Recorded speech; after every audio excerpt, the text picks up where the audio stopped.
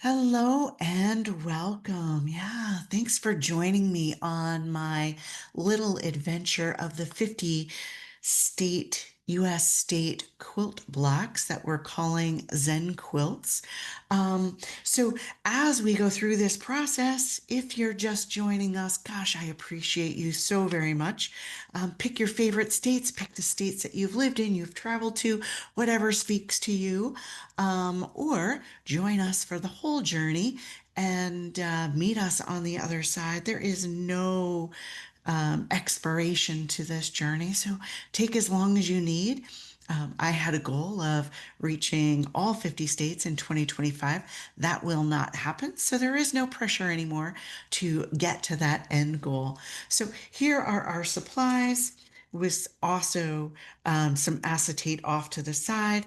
And this week I've added a water brush to the list of tools that we could potentially use. So I'm going to be offering a little bit of a suggestion. You can take it or leave it. In the meantime, I'm going to just go ahead, push all this off to the side. And all we need is our ruler and tile and a pencil. So as always, we're going to start with that 3/16 inch border that's going to go all the way around our tile. Now, if you're just joining us, this border represents kind of a commonality that each quilt block will have.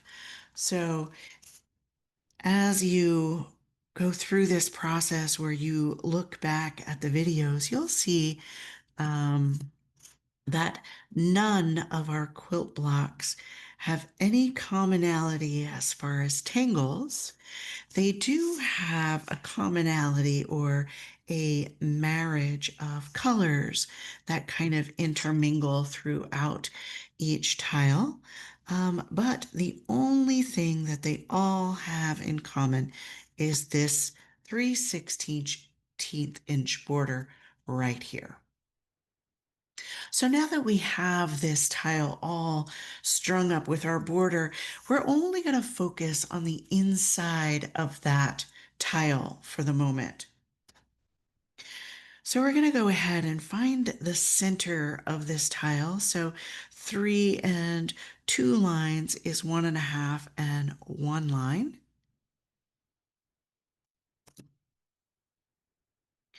And then we're going to turn our tile the opposite way. We already know halfway the opposite direction. So we'll lay our ruler right alongside that hash mark. And once again, 1.5 and 1 line is going to get us that center point. So I'm just going to go ahead and erase that initial mark. And now that we have our center point, I'm going to go ahead and lay my 1 inch right on the vertical line and my ruler across the horizontal line. And at 0 and 2, I'm going to lay a hash mark.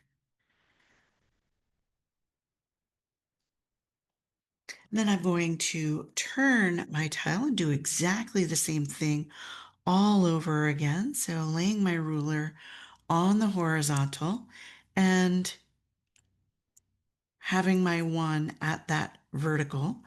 And I'm going to lay a dot or a hash mark once again at 0 and 2.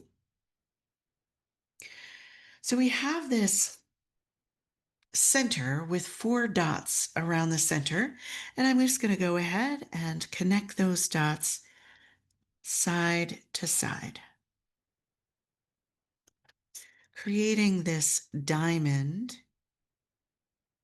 inevitably in the center of our tile.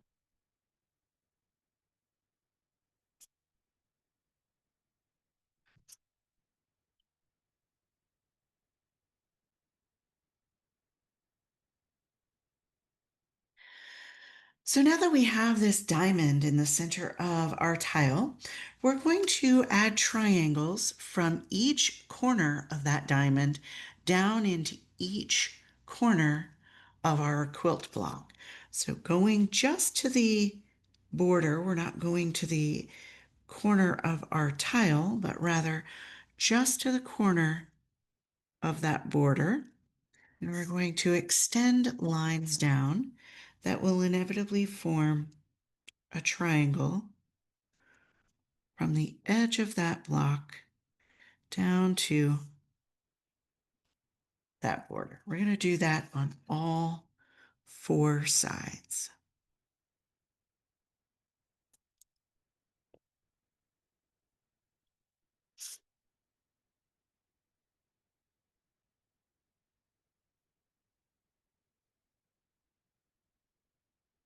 So I don't even think that I mentioned where we're headed. We are headed to Iowa this week. Yeah.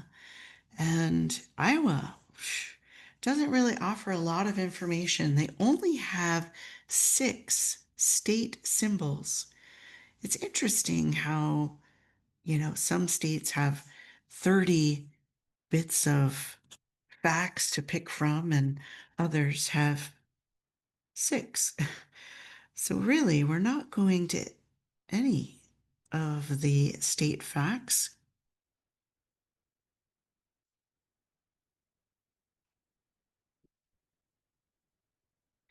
but rather just fun facts about Iowa. So now that we have these 4 triangles going into each corner, we're going to divide these lines in half. And if you've been with me on this journey, you know that my math is a bit of a joke.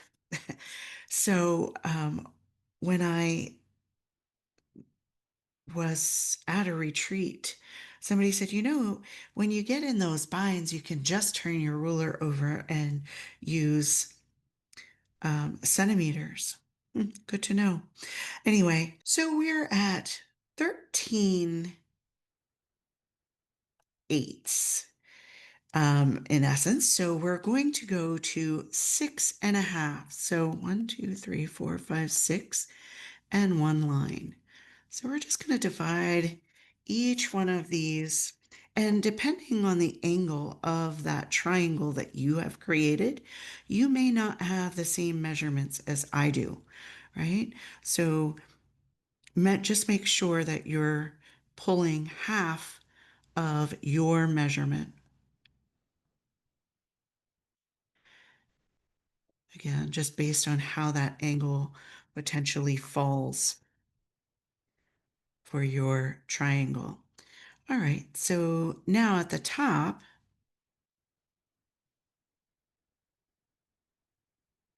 I have 11 eighths, so I'm going to go to 5.5. So 5 and 1 line. So I'm going to do that on each leg of that triangle.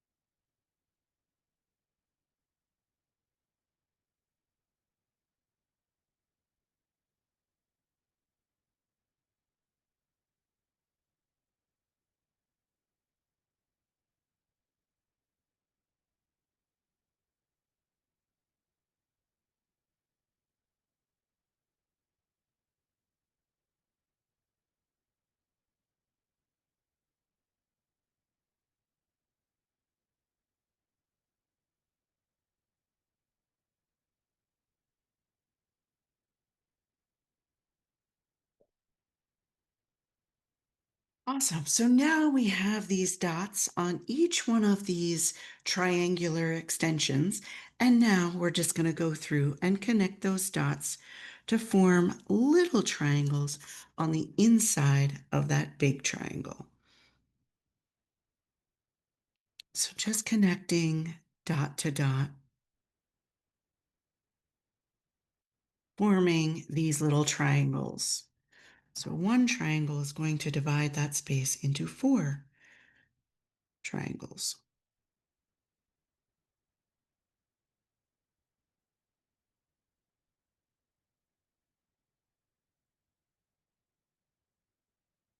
I'm loving this project and where it's going, but the math of this project um, is definitely giving me a run for my money, and I wish that I would have paid a bit more attention in elementary math, because I swore I would never need it. But here I am doing 50 Zen quilts, needing those math skills.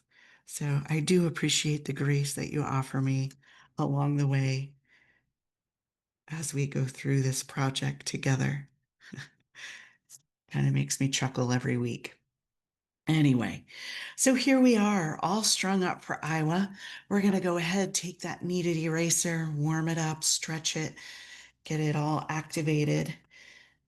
A hard kneaded eraser doesn't do anything, but a ooey gooey warmed up kneaded eraser does exactly what we want it to do. So we're just going to go ahead and dab these string lines off. We're not going to take them off, but we want to tone them down so that our tangles and our color have the voice, not that background string that we've laid down. And apparently I was a little too rough with my dots, and I've almost indented the paper. So there's that. It's all good. All right. So now that we've strung up our tile, I'm going to go right on into my light gray, that number 42 again to start this week. And I'm going right here to my center. And a strange little fun fact about Iowa, it's where the sliced bread was invented. So, oddly and funny enough, there is a sliced bread tangle. Isn't that fun? So it was too perfect to not use, but I would probably never use it again. It's pretty much a sister to Enzeppel. So what we're going to do is we're going to just divide this center in half with a plus sign. And yes, we could have used our ruler for this, but why? They were tangling at the moment and we're offering ourselves grace. And however this lays out is exactly how it should lay out, right? We don't tangle with rulers. And then we're going to go corner to corner, creating that X right through those 4 boxes that we've already created. So this grid that we've just laid, this triangular grid, is going to be the home of our sliced bread. Now, some may argue that this is Enzeppel, and I would argue that you're probably right, except Enzeppel doesn't really fit the theme for Iowa, and sliced bread does. So we're going to roll with it, and from this point forward, probably just say, this is Enzeppel.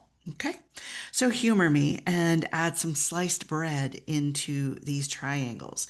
Now, truly the difference in this tangle is if we were doing Enzeppel, we would redefine right over that line and round around the corners. Well, this is going to aura that center line ever so thinly and round around the corners with that aura. So it's not exactly Enzeppel, but it's a stretch. But nonetheless, sliced bread for our purposes. So just taking your time, deliberately and intentionally, thinly auraing that center line and rounding each corner.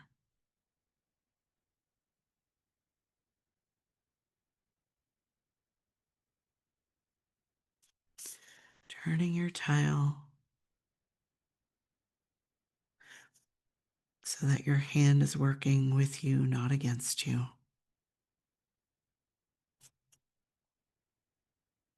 Keeping that aura nice and thin.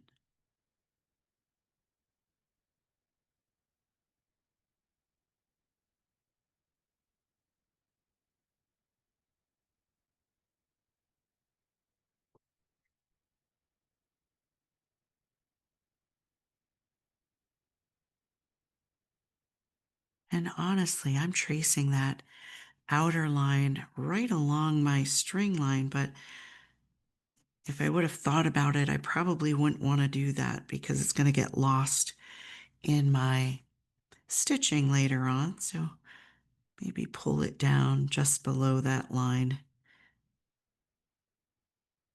Choices, right? It always all works out.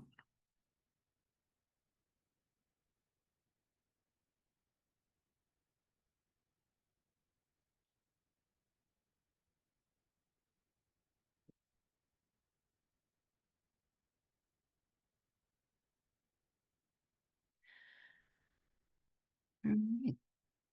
So there is our sliced bread.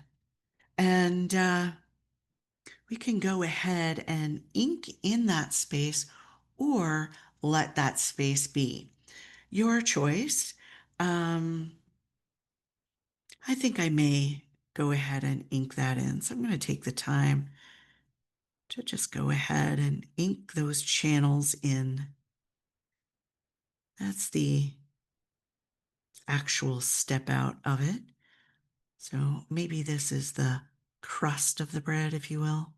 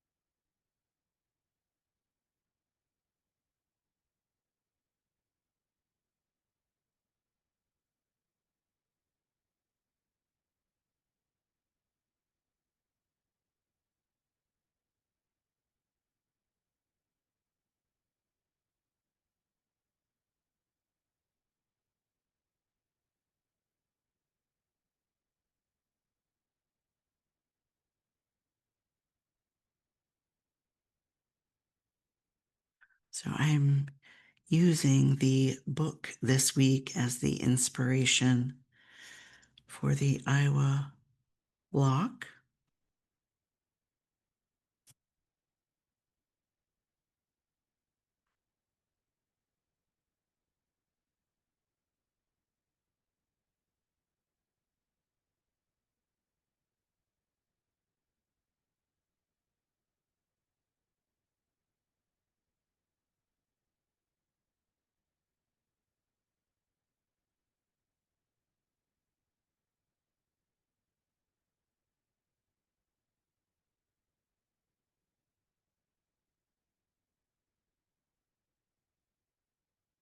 Okay, so there we have our sliced bread. And added into these smaller triangles. And another fun fact about Iowa is the Field of Dreams movie with Kevin Costner was filmed in a field in Iowa, in Dyersville, in Dyersville, Iowa. So we're going to dream decks inside of these triangular shapes. Now, I'm going to kind of build inside of the triangle this dream decks so that it doesn't get lost, and we honor these cutout pieces, right? So right now, each one of these pieces is a different piece of fabric, right? So if we use the string line, we're going to go up beyond the cut of these little patches. So I'm going to go ahead and add a triangle on the inside. So I'm just going to aura the string line of this triangle. So I'm going to do that for each little patch first. Just auraing the inside of that triangle. It could be as big or as little as you want it to be, but know that we're going to be working on the outside and inside of each one of these lines.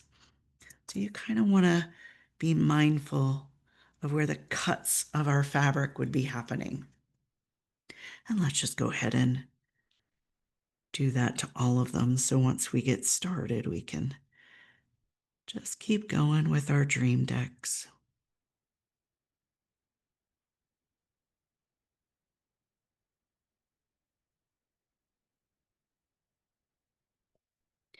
After I found out that the Field of Dreams movie was filmed in Iowa, I remembered what a good movie that was. If you haven't seen it, I'm sure you have. Definitely worth a view. And I really want to go back and watch it again now that I've been reminded of it.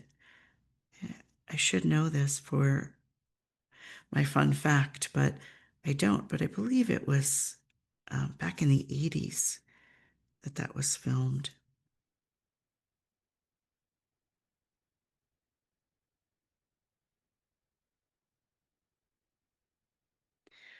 Really, really good movie.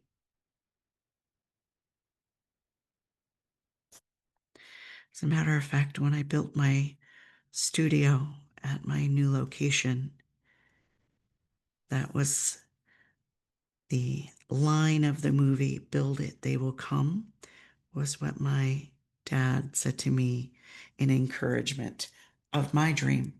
So kind of has a little bit of a special place in my heart. Yeah. Anyway, so now that we have these triangles, we're going to add these S curves to the triangle, but there's a way to add them. So follow along with me to begin, and then we'll work on this together. So I'm going to start with the center triangle that is point up, and then I'm going to turn my triangle so that I always start with my point up. And on the top, on the right side of the line, I'm going to add an S curve that bulges to the right and connects to the left. So the right side of each line is going to get that same bulge at the top, tether at the bottom. And the bottom of the triangle is going to have the S curve land on top. Or if we turned our tile to the right of that line as well. So left line, we're going to S curve to the right. Right line, we're going to S curve to the right. Down below, if we turn our tile, we're going to S curve again to the right of each one of those lines. Now that we have that S curve that goes to the right side of the line, we're going to turn our tile so that we're working from the right side of that line again. So now the right side of the right line bulges and tethers. The right side of the left line bulges and tethers. and the right side of the bottom line bulges and tethers. So we almost have this kind of spiraled triangular shape that's happening here. And you can enhance this any way you see it. I'm just going to do one line, one S curve that flips sides and goes from one side to the other to kind of just enhance that twist. All right, so let's do that again, but this time, remember, we're turning our block so that we're always starting at the point of our triangle. So we're going to bulge and tether to the right side of the line. Bulge and tether to the right side of the line. Then we're going to turn our tile so that the bottom line is also bulging and tethering to the right side of that line. And then we're going to turn our tile so that the bulges are now upside down. And once again, going to the right side of each line, we're going to bulge and tether, bulge and tether. And that bottom line turning, so we're bulging and tethering. And I'm just going to add one line that swoops from the top to the bottom or left to the right, however you're looking at that. Okay, so we're going to do that in each one of those triangles, being mindful that you're starting on the right side of each line, bulging and tethering, and then turning it upside down and bulging and tethering in the opposite direction. Take your time, enjoying the process.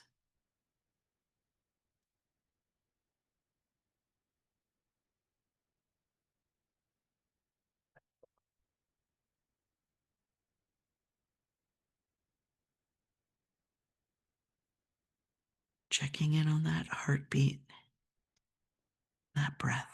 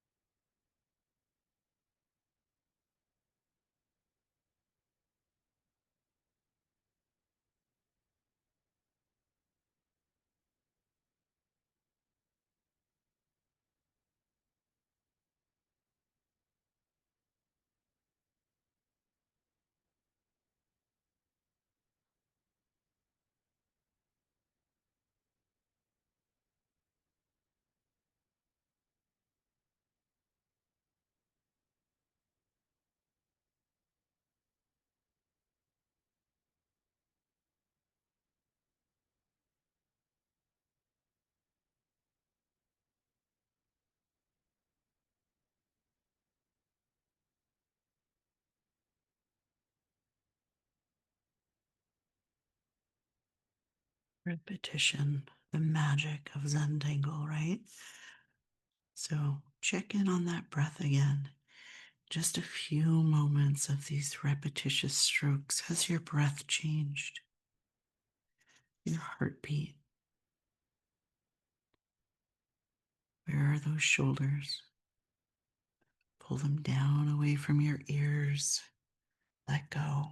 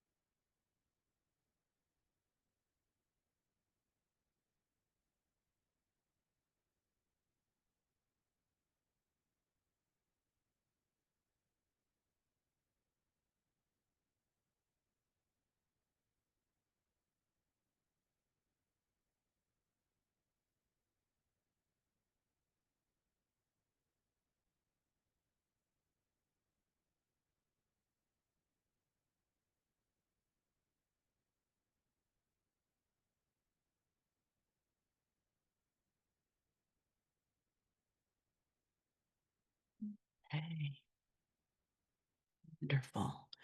So, did you know that Iowa has more pigs than people? Huh. I don't know why that shocks me so much. Every time I say it, people look at me like, yeah. I don't know. That fact just blew my mind. So here we are with a state with more pigs than people. So we definitely have to represent those pigs. So it's a Hawkeye state, but it's made up of pigs. So here we go. We're going to add some pig skin into our quilt block this week, into these long triangles.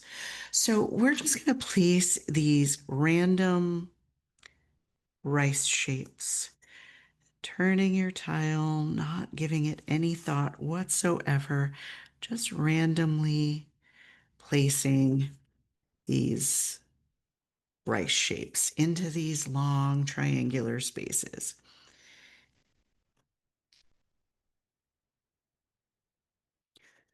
Don't let your left brain get involved. Just drop your pen and add a rice shape.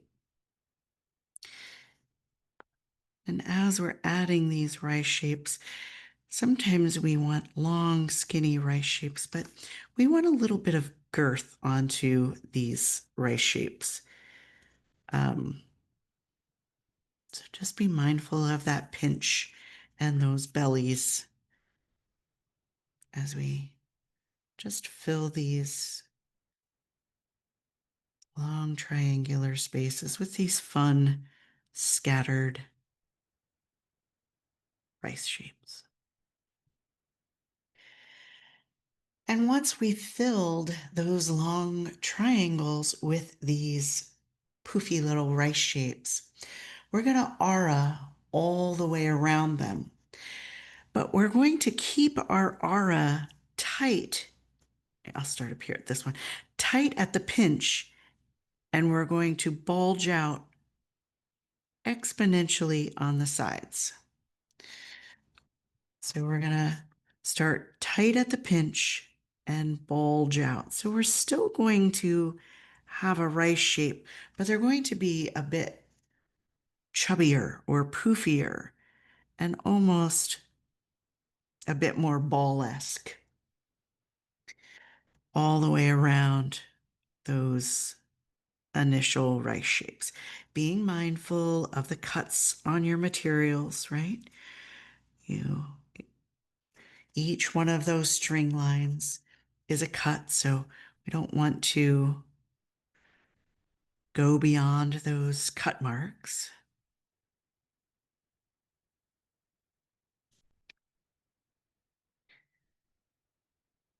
bulging these more poofy rice shapes around our original rice shapes.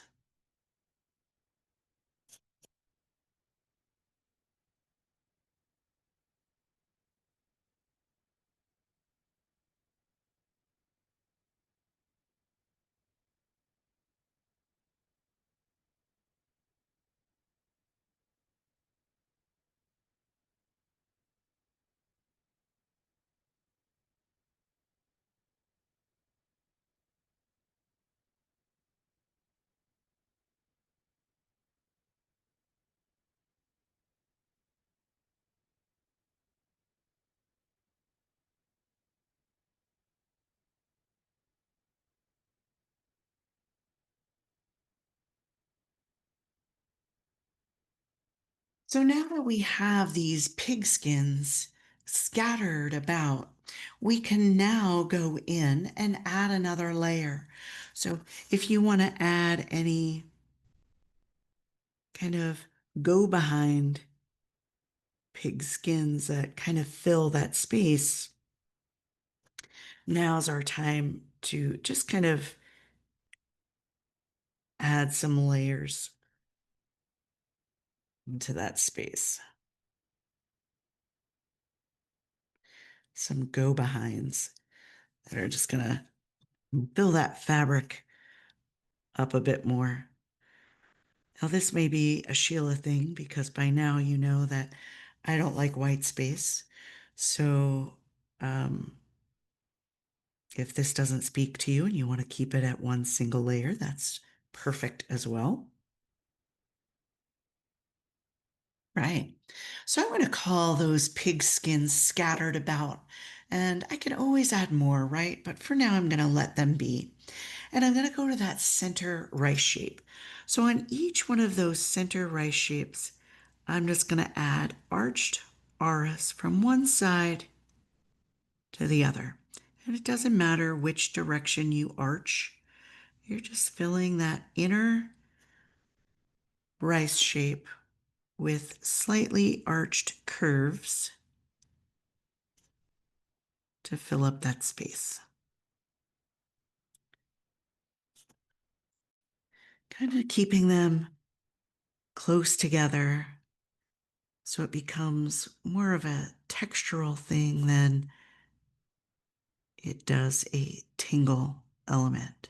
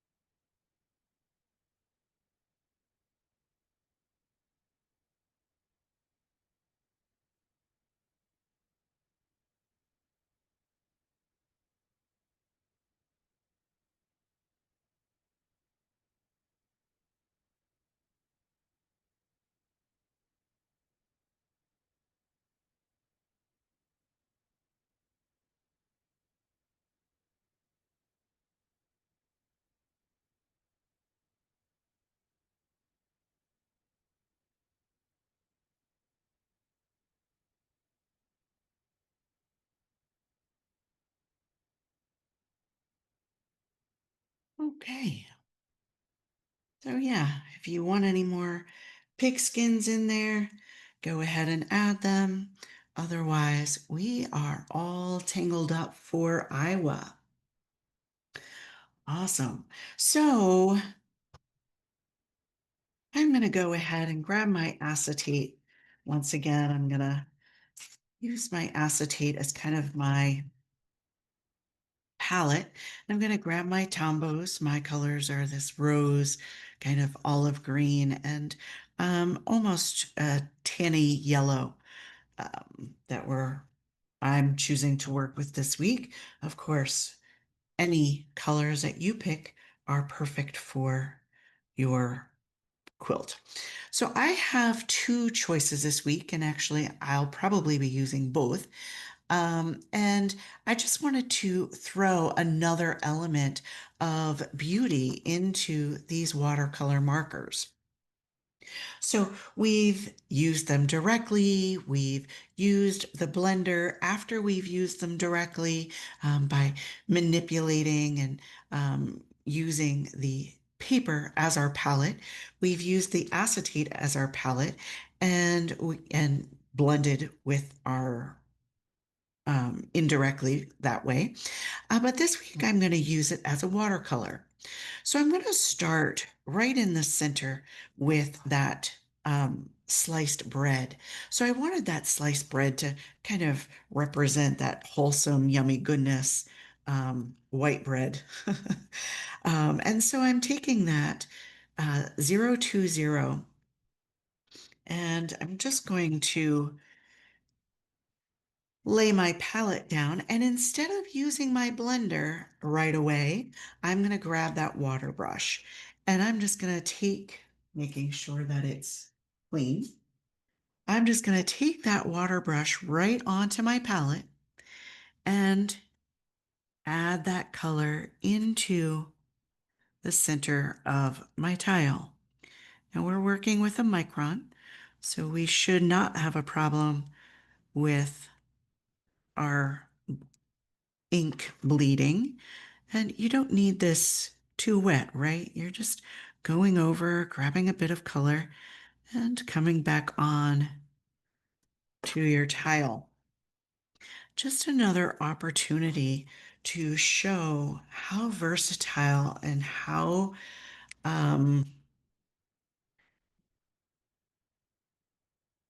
wonderful, in my opinion, these watercolor um, markers can be.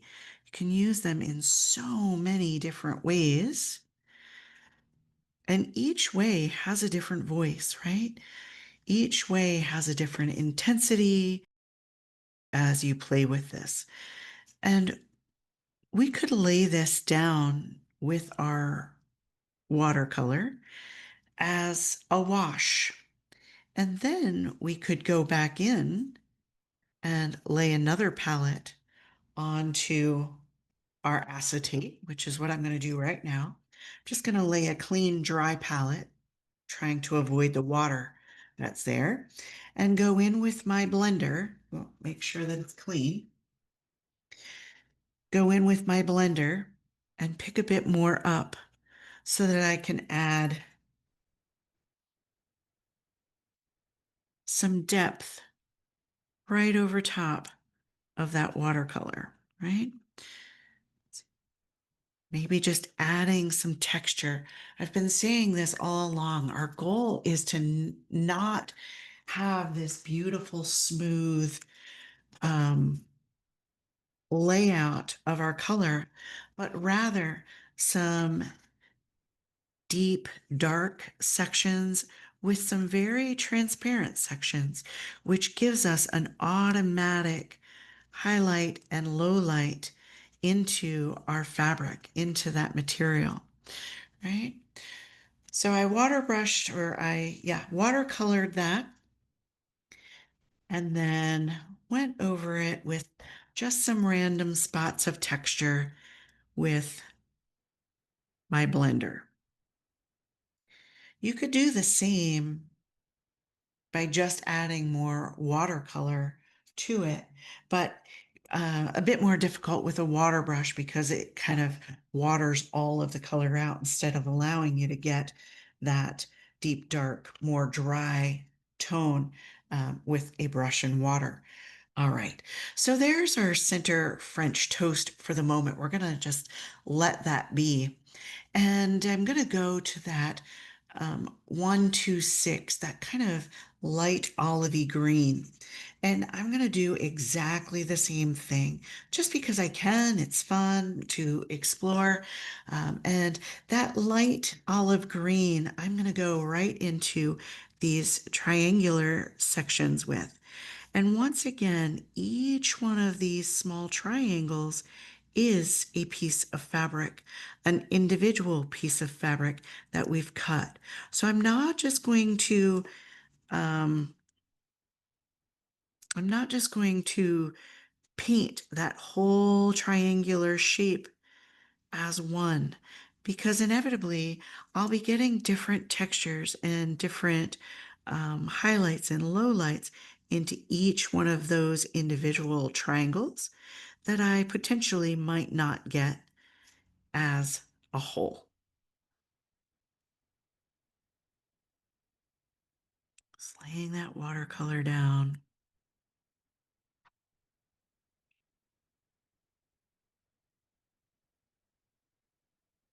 allowing the transparency of that watercolor to work for me. So don't necessarily always have to go back and get more paint, right? Just allow your brush to use whatever is there. You can always go in and add more if it gets a bit too watery for our liking. Or we always have that option to grab that blender and add a bit more depth with the palette and the blender, right?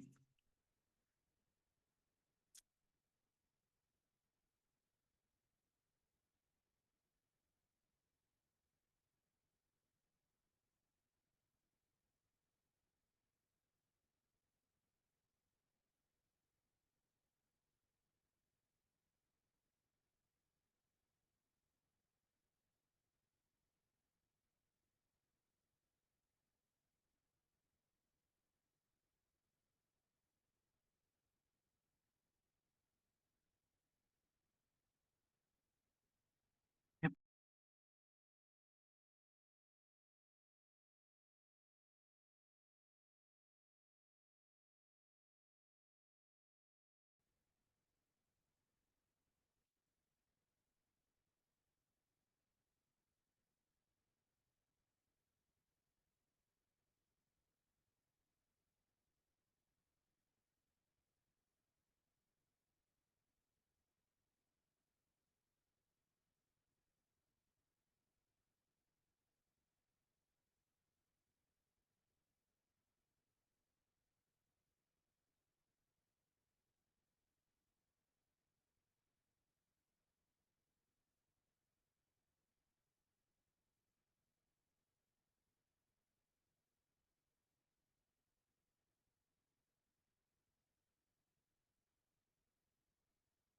Yeah.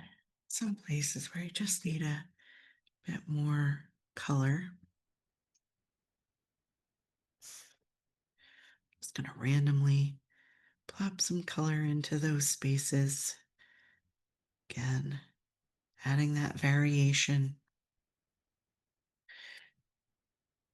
Maybe just adding a little bit more into some of those corners.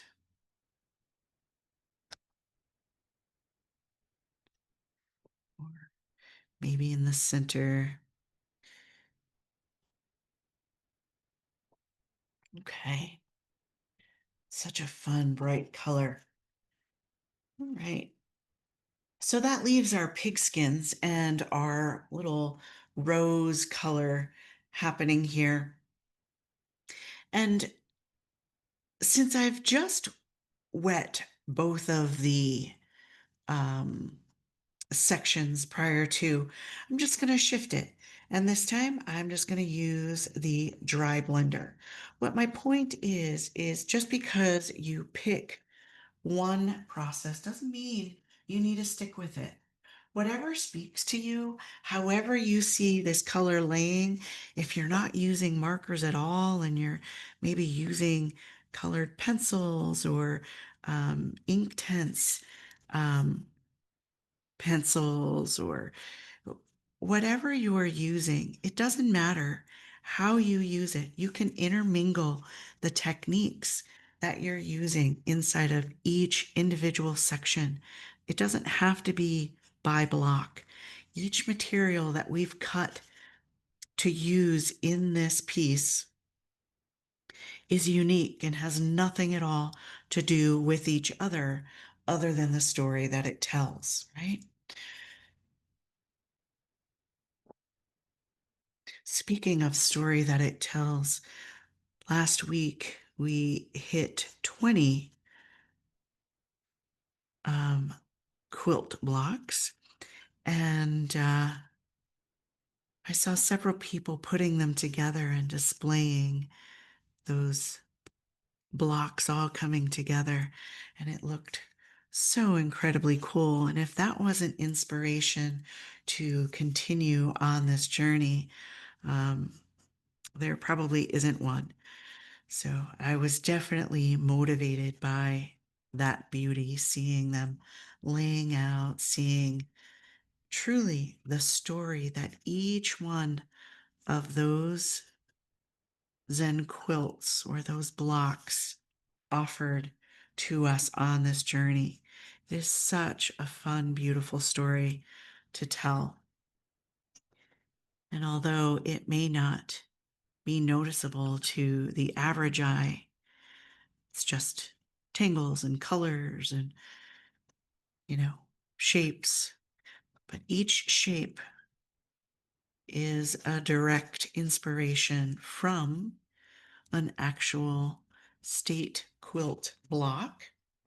Each tangle within the states are direct relation to a fun fact or um, a state symbol or whatever. So again, just because I can, I'm going into each one of those sections and going directly with this rose and just offering a bit more depth into some of the corners and across the lines that inevitably I'll go ahead and soften out with my blender. But again, just playing with some of the different options that we have as we've gone through this process.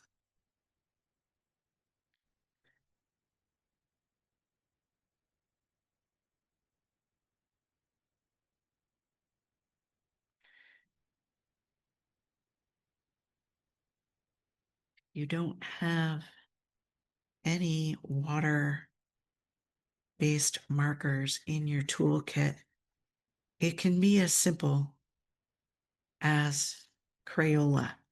It does not need to be an expensive option. And honestly, there are lots of very inexpensive options that do exactly the same thing, have exactly the same versatility. All right.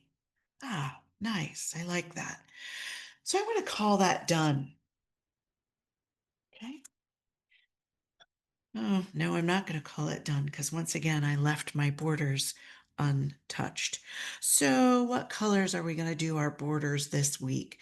I think that I'm going to do my 020 along the long edge of that border. And again, I always go direct with my borders just to kind of have that darker material or that more vibrant material right around the edge. can pick any color always. Doesn't matter what I'm doing. You pick your colors and make your choices. Inspired by me, always created by you. And once I have that long edge completed, just picking up that tile, getting rid of those white deckled edges. Because when we lay them together, as you saw potentially last week, as they're laying, those white deckled edges have a louder voice than we would hope that they would as they lay out. There we go. And I think that I'm going to add pink to my corners.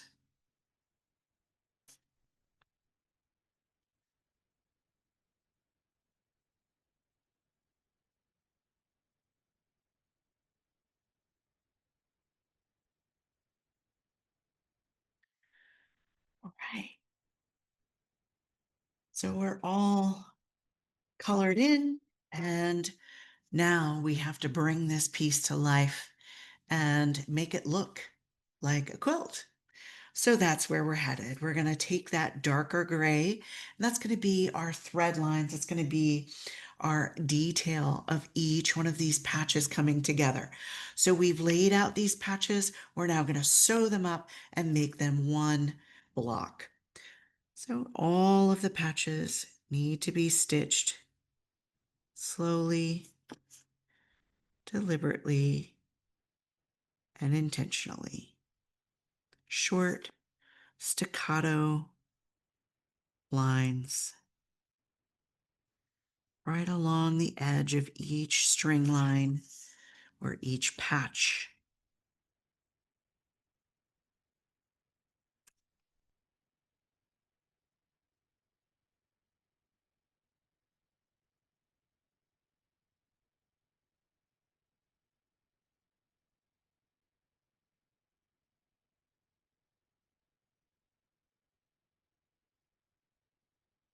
Every small triangle within that large triangle coming off our center block is an individual patch, therefore needing individual attachment to each other.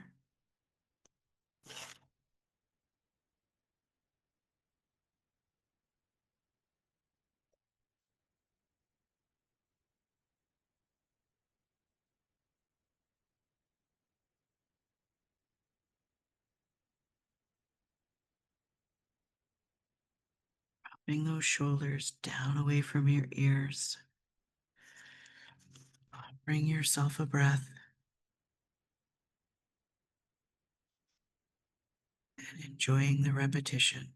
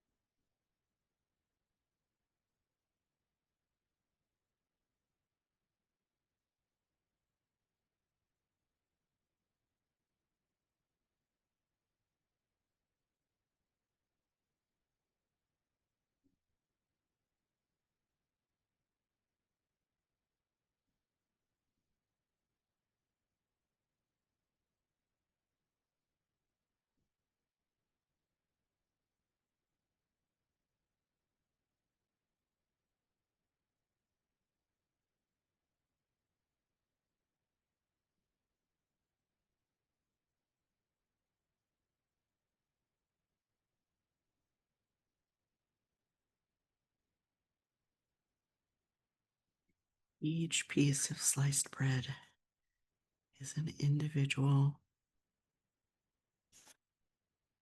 patch, making up that center block.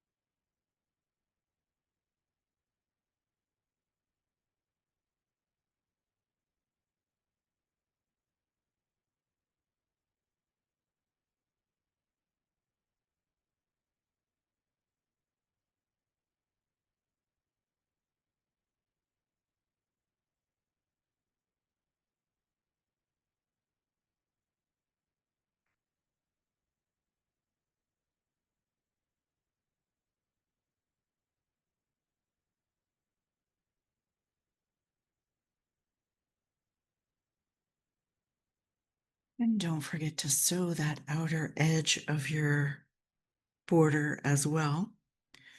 So your border fabric needs to be stitched. And if you're just joining, you're going to see that I am not stitching the outer edge of my tile. If you know what you're doing with how you're putting your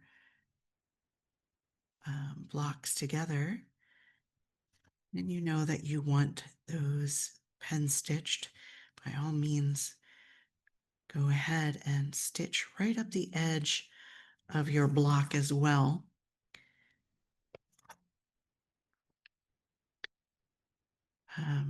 So far, I have 21 that are unstitched.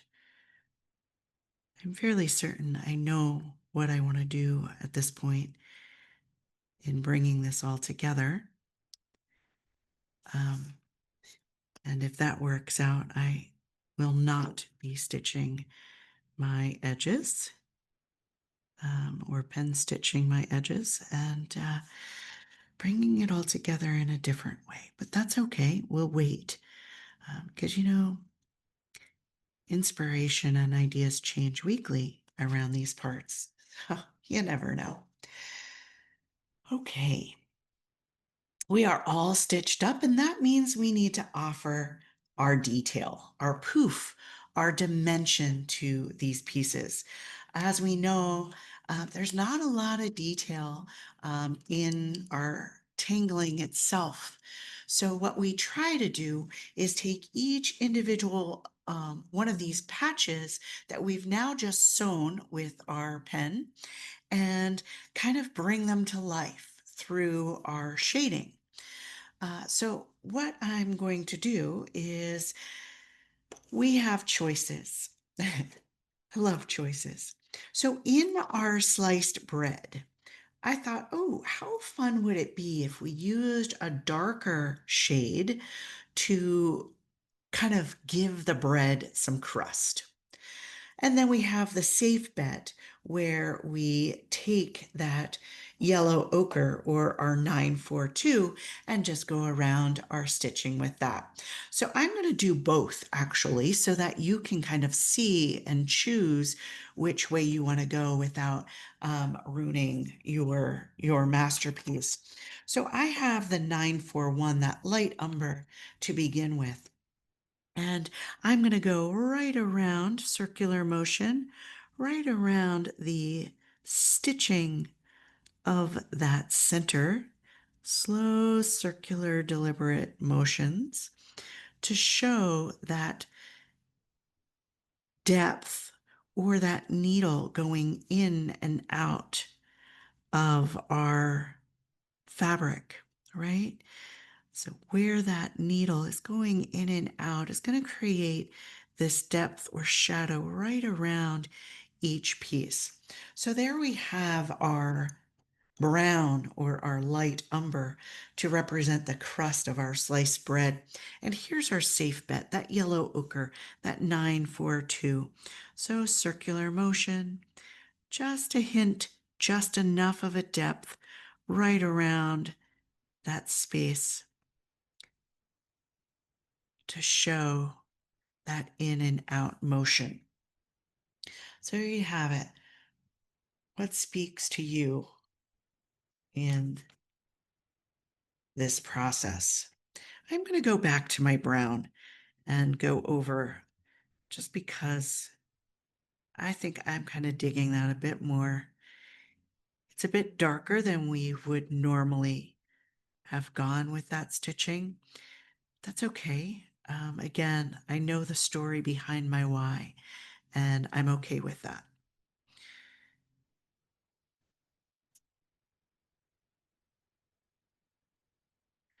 So by offering these dark edges or the depth on the edges of these triangles, notice the lightness, the poof that's happening to the inside of these sections.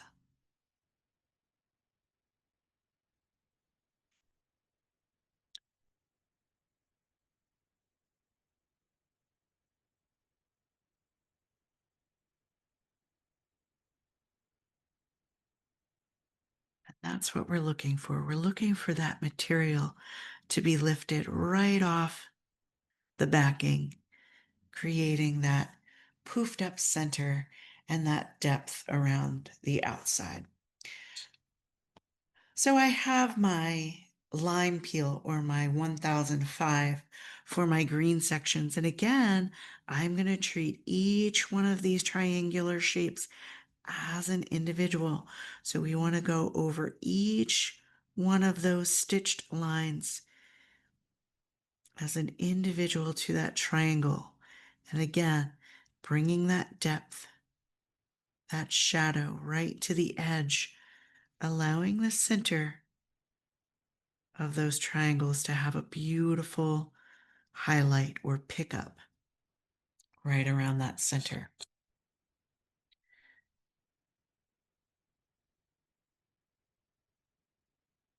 Light circular motion.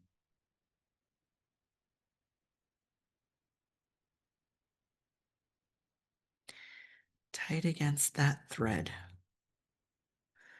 or that patch edge.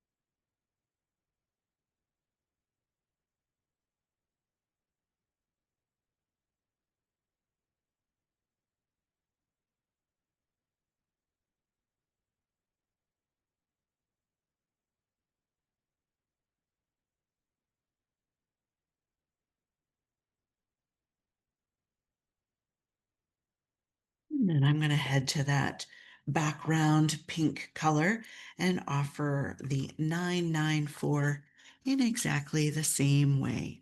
Now, this magenta color is much brighter than that rose color, so it could get away from us rather quickly. So super light circular motions.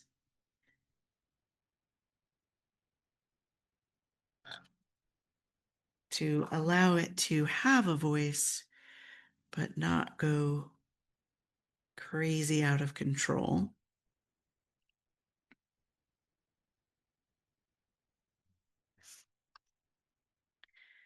Again, these are the colors that I have chosen. By all means, I hope that if you kind of cringed at my color choice, you did your own thing, right? It's not about the colors, it's about the pattern of the block and the stories that we're putting into it. Ooh, how lovely. Thank you for joining me for Iowa. Go ahead, offer yourself gratitude and appreciation for taking this time just for you. And go ahead and offer your chop, your signature, whatever indicates that this ZenQuiltz is all yours. Much gratitude for all of you for joining me on this journey. Until next time, thank you so much.